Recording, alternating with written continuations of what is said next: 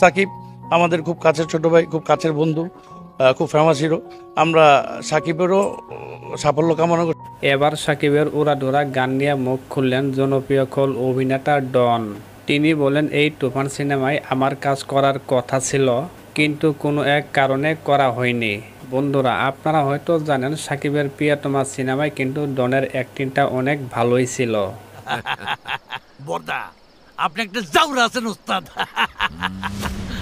আপনারা হয়তো প্রিয়তমা সিনেমাটি যারা যারা দেখছেন তারা হয়তো কইতে পারবেন আসলে ডনের অভিনয়টা কেমন ছিল। এই ছবিটার গল্প টোটালি আলাদা এবং আমার ক্যারেক্টারটাও আলাদা। এখন কথা হচ্ছে বন্ধুরা, কি কারণে ডন তুফান সিনেমায় কাজ করতে পারেননি, চলুন জেনে আসি। সম্প্রতি প্রকাশিত হয়েছে তুফান সিনেমার গান লাগে উড়াধুরা, যে গান রীতিমতো ভাইরাল। এই গানের মাত্র 5 দিনে ভিউজ হয়েছে 7 মিলিয়ন প্লাস, যা কিনা তার আগের সব গানের রেকর্ড ভেঙে দিয়েছে। এই উড়াধুরা গানটি দেখে খল অভিনেতা ডন বলল, গানটা আসলে খুব সুন্দর হয়েছে। বাংলা ইন্ডাস্ট্রিতে এরকম বিগ বাজেটের সিনেমা আগে কখনো নির্মাণের পরিকল্পনা করেননি কেউই, আর কোনো একটা কারণবশত থাকা হয়নি। তবে সাকিবের প্রতি আমার শুভকামনা থাকবে সব সময়। সাকিব খান আমাদের জাতির গর্ব, আমাদের সাংস্কৃতিক গর্ব আমাদের।